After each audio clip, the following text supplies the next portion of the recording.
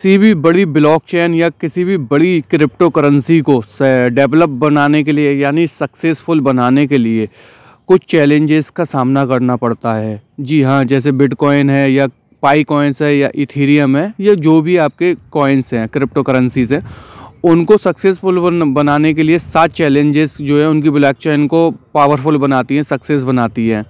ठीक है, तो वो आज की इस वीडियो में मैं आपको पाई नेटवर्क से रिलेटेड ही 7 टॉप चैलेंजेस हैं जो पाई नेटवर्क को फेस करना पड़ेंगे मैननेट से पहले, उनके बारे में मैं आपको एक्सप्लेनेशन में बताऊंगा। अगर उनमें से एक भी रह जाता है तो सक्सेसफुल बनने से पीछे रह सकता है। जी बिल्कुल रह सकता है, क्योंकि हर एक जो पॉइंट है अपने आप में एक अच्छी वो है रखता है, ताकत रखता है, जिससे कि सक्सेसफुल होने के लिए, पावरफुल और इकोसिस्टम को ग्रोथ देने के लिए वो 7 चैलेंजेस कौन कौन से हैं वो आपको मैं बताऊंगा आज की इस वीडियो में। हेलो दोस्तों, मेरा नाम है आकिब अली और मेरे क्रिप्टो ट्रेडिंग चैनल पे आप लोग बहुत बहुत स्वागत है। वीडियो के स्टार्ट से पहले मैंने बोला कि 7 कौन कौन से स्टेप होंगे, तो वह आपको मैं बताता चलूँगा और आप लोगों को इस चीज़ का ज़रूर ध्यान रखना है कि ये वीडियो पूरी देखना है, क्योंकि इसमें आपसे आपकी पाई नेटवर्क से रिलेटेड भी कुछ बातें हैं, मैननेट से रिलेटेड भी कुछ बातें हैं, और वो 7 स्टेप अगर आप एक भी स्किप कर दोगे, हो सकता है, मैं नहीं कह सकता, आपका भी कुछ नुकसान हो जाए। तो आप बिल्कुल भी वीडियो को स्किप मत करना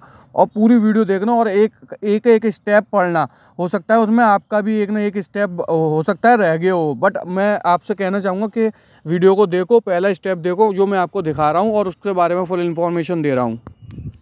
तो पाई को सक्सेस बनाने के लिए 7 चैलेंज बताए थे, उसमें पहला आपका चैलेंज क्या है? स्केबिलिटी issue.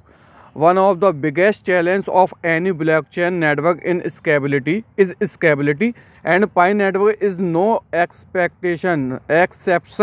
As the user base grows, the platform needs to handle a massive volume of transaction efficiently. Blockchain network often struggle with scalability is ठीक है, चलो मैं इसके बारे में हिंदी में बताना चाह रहा हूँ। तो देखो, किसी भी ब्लॉकचेन को सक्सेसफुल बनवाने के लिए स्केबिलिटी का इशू बहुत ज़्यादा मैटर करता है। तो आप लोग नहीं जानते होगे तो स्केबिलिटी मैं बता देता हूँ। स्केबिलिटी एक ऐसी चीज़ होती है जो ब्लॉकचेन में ट्रांजैक्शन को फास्ट बनाने का काम करती है, कि अगर कोई भी ब्लॉकचेन का जो है ट्रांजैक्शन फास्ट होगा तो लोग उसी जो है एक्सचेंज के साथ जुड़ते हैं, उसी इकोसिस्टम के साथ जुड़ते हैं। जैसे आपका जो क्या बोलते बिटकॉइन है, तो बिटकॉइन का ट्रांजैक्शन सबसे फास्ट किस में होता होगा? तो आप लोग जो, मैं तो बिटकॉइन में ट्रेडिंग नहीं करता हूँ, तो जैसे बाईबिट है और आपका बाइनेंस है, बाइनेंस में थोड़ा सा स्लो है, उसके स्केबिलिटी स्लो है और उसमें जो है प्रोसेसिंग फ़ीस भी बहुत ज़्यादा लगती है। तो किसी भी जो है चैलेंज पहला था स्केबिलिटी इशू का, तो मैंने आपको बताया कि स्केबिलिटी इशू ये होती है कि ट्रांजैक्शन क्विक होना चाहिए उसमें, और मेंटेनेंस बहुत अच्छे से होना चाहिए और फीस कम लगना चाहिए। तो ये होता है पहला चैलेंज। अब मैं बताने जा रहा हूँ आपको दूसरा चैलेंज क्या है, वो आप लोग देखो, पूरी वीडियो जरूर देख लेना। तो दूसरा आपको जो मैं स्टेप बता रहा हूँ जो है adoption and user growth. While Pi network has attract millions of users by offering free mining on mobile phones, the challenge lies in sustaining this growth and fostering real utility for its token. तो मैं आपको बता चलूँ adoption and user growth। तो adoption कैसे बोलते हैं? किसी भी चीज़ को अगर हमने माइन कराए, यानी कि पाई नेटवर्क, तो पहले आपको बता दूं, पाई नेटवर्क एक ऐसी क्रिप्टो करेंसी है, एक माइनिंग कॉइन ऐसा है जो मोबाइल में आसानी से आप माइन कर सकते हो, जिसको आपको अभी जो है मार्केट से बाय सेल नहीं करना है, यानी कि आप लोग उसको अभी पैसा दे के नहीं खरीद रहे हो, आपको फ्री में मिल रहा है। ये आपको पाई नेटवर्क वाले दे रहे हैं, वो भी फ्री में दे रहे हैं। ठीक है, और उसका अडॉप्शन यानी कि उसकी सप्लाई कितनी होना चाहिए, उसकी सप्लाई तो आप लोगों को, मैं जैसे कि आप लोग सब जानते हो, गूगल भी कर चुके होंगे और वाइट पेपर में भी लिखा है कि 100 बिलियन कॉइन्स की सप्लाई है। तो ये अडॉप्शन हो गया। और यूज़र ग्रोथ, तो यूज़र के बारे में तो मैं आपको हर वीडियो में बताता हूँ कि दुनिया का सबसे बड़ा अगर यूज़र बेस है, यूज़र ग्रोथ है, जो लोग जिससे जुड़ रहे हैं, वो सिंपल है, आपका पाई नेटवर्क है। और आप लोग बहुत अच्छे से जानते हो पाई नेटवर्क ने क्या क्या अचीवमेंट क्रॉस कर ली है। और ये जो है मैंने बस टॉपिक पे बता रहा हूँ कि एडॉप्शन एंड यूज़र ग्रोथ है। तो आपकी जो है 100 बिलियन की सप्लाई है, ये एडॉप्शन हो गया, उसका फास्ट ट्रांजैक्शन हो गया और उसके यूज़र बेस बहुत अच्छा है। 17-18 मिलियन तो आपका जो है KYC कंप्लीट कर ली गई है एंड 70 मिलियंस करीब उसके यूज़र बेस है, तो सबसे बड़ा है। तो ये सेकंड जो स्टेप है वो मैंने आपको बताया। अब मैं आपको थर्ड स्टेप बताने जा रहा हूँ। तीसरा आपको लिखा शो होगा regulatory uncertainty. Cryptocurrency project often face significant regulatory challenge, and Pi Network is no different. As cryptocurrency regulation and consistency evolving across the globe, Pi Network must native complex legal environment. तो आप लोग जानते हो crypto currency में जो trading करते हैं, अभी पहली बात तो इंडिया में क्रिप्टो का ट्रेडिंग जो है अभी इलीगल है, मतलब लीगल नहीं है। तो ये तीसरा पॉइंट वही है, लीगलिटी चेक करना है कि पाई नेटवर्क लीगल है या इलीगल है। तो मैं आपको बताता चलता हूँ, बाकी की तुलना में, बाकी क्रिप्टो करेंसी की तुलना में पाई नेटवर्क पहली बात तो हर यूज़र के पास है, हर यूज़र के फ़ोन में है, हर आदमी माइन कर रहा है। यहाँ तक कि हर देश की सरकार को पता है कि पाई जो है हर किसी के मोबाइल में है, ज़्यादातर के लोगों के मोबाइल में है। तो ये इलीगल तो है ही नहीं किसी भी हिसाब से। और इसका सर्टिफिकेशन की बात है तो मेननेट आने से पहले लोग अगर उसके लिए जुड़े हुए हैं, उसके साथ काम कर रहे हैं, उसके लिए माइनिंग कर रहे हैं और उससे जुड़ रहे हैं, उसके लिए जो है रैलियाँ निकाल रहे हैं और क्या बोलते हैं जीसीबी प्राइस के लिए स्टेज पे जाकर जो है भाषण दे रहे हैं। ये सब चीज़ें क्या है, एक लीगल प्रोसेस है। एंड नीचे लिखा हुआ है गवर्नमेंट्स में impose strict regulation regarding the issuance, distribution and trading of crypto currency which could limit the growth of pi network.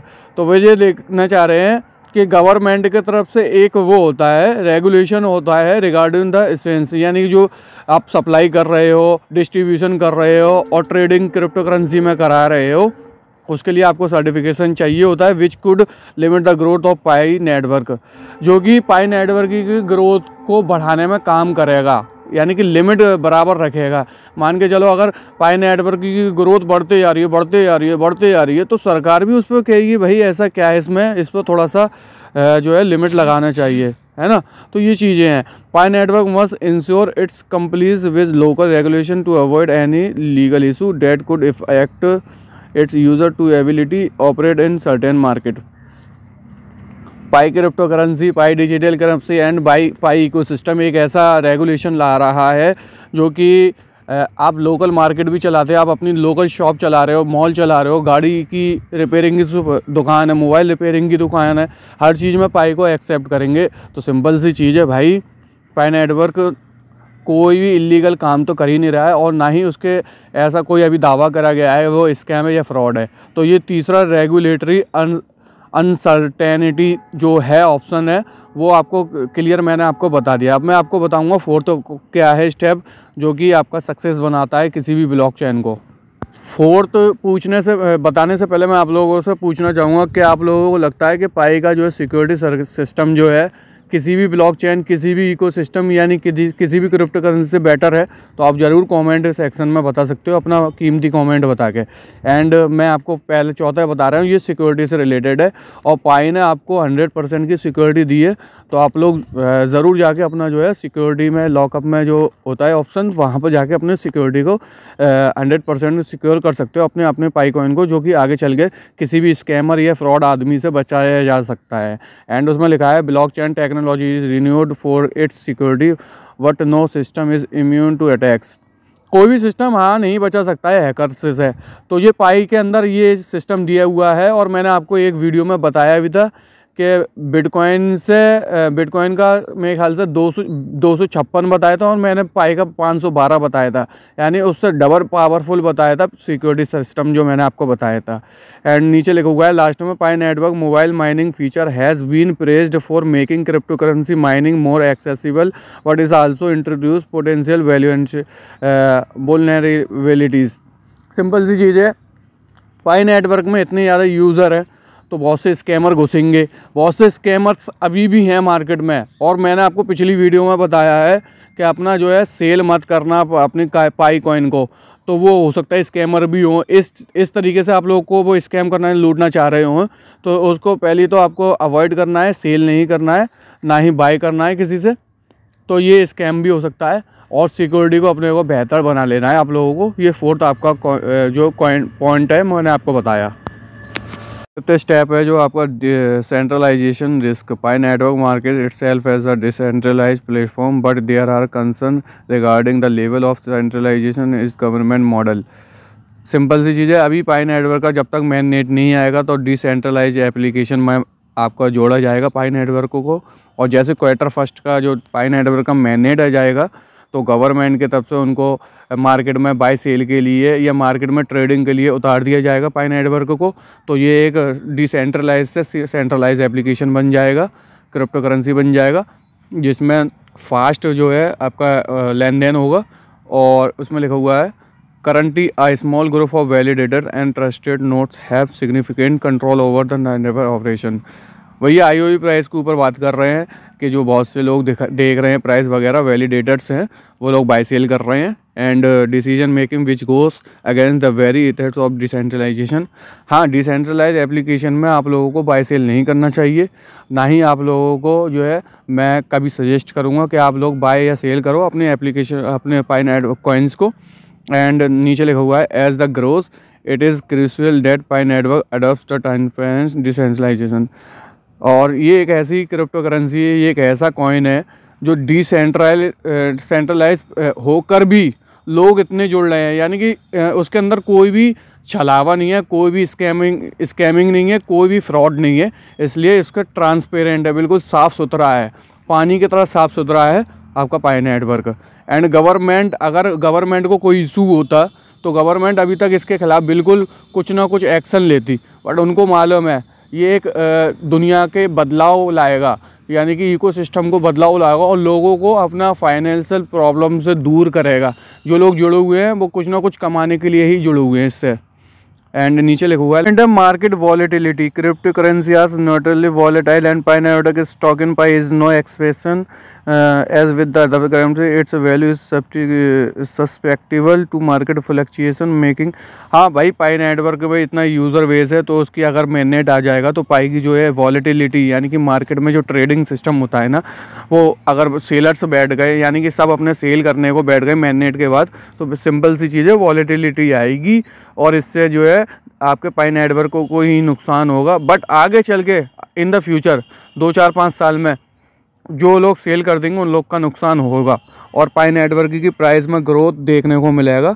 हो सकता है जीसीबी प्राइस भी मिल जाए, हो सकता है $314 भी मिल जाए, $100 भी मिल जाए। मिनिमम जो है जो मार्केट वॉलेटिलिटी होगा अगर सेलर्स इसमें ज़्यादा एक्टिव होगा, और जो होल्डिंग करने बैठ गए फिर तो मार्केट की रेट जो है ऊपर जाना ही है।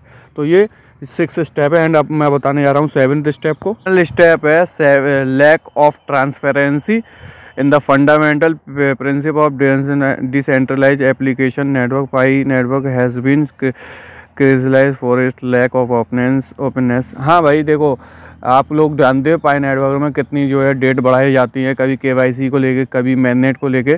तो ये लैक ऑफ ट्रांसपेरेंसी यार ये कहना चाह रहे हैं कि इससे थोड़ा सा रूबरू कराएं कि भाई अपनी क्लियरिटी देते चले कि हम इस टाइम पे ये चीज़ करेंगे, उसको बढ़ावा ना दें, मतलब उसको आगे ना बढ़ाएं, उसको आगे की डेट पे ट्रांसफ़र ना करें। Many users have expressed concerns over the platform centralization leadership and the absence of clear information on how to the market evolving। Pi network अगर लॉन्ग ग्रोथ करेगा, फ्यूचर में आगे चल रहा है, तो उनको अपना क्लियर बताना है, उनको जो है बेट नहीं करवाना है, क्लियर बताना है। बहुत से लोग इसी चीज़ को देख करके छोड़ के चले गए हैं पाई नेटवर्क को। तो ये कम्युनिटी, अगर कम्युनिटी को क्लियर नहीं बताएंगे तो कम्युनिटी उससे जो जुड़ रही है वो भी पीछे हटने लगेगी, वो कहेगी अरे ये तो अपनी बातों से ही मुकर जाते हैं। एंड नीचे लिखा हुआ है ओपन कम्युनिकेशन अबाउट की decision development milestone and updates is essential for foresting trust and ensuring a crypto currency. तो सिंपल सी चीज़ है, कम्युनिकेशन बनाए रखें और अपना ट्वीट वगैरह करते रहें डॉक्टर निकोलस साहब। सो इससे क्या है, लोग जब तक एक्टिव हैं, जब तक जुड़े रहेंगे उन लोगों से पाई नेटवर्क से, एंड डेट को बढ़ाए नहीं। तो ये 7वां ऑफ जो वो था वो मैंने आपको बताया, लैक ऑफ ट्रांसपेरेंसी। तो आप समझ गए होंगे, 7 मैंने आपको जो है बातें बता दी हैं। और वीडियो को लास्ट करने जाऊँगा और आप लोगों से कहना चाहूँगा कि वीडियो को पूरी देख लेना, इसमें आप लोगों से जुड़ी बातें भी हैं, क्योंकि इसमें रिस्क भी है, आप सेल कर रहे हो, बाय कर रहे हो, उन चीज़ों को लेकर। एंड तब तक के लिए बाय, अल्लाह हाफिज़, see you again in the next video.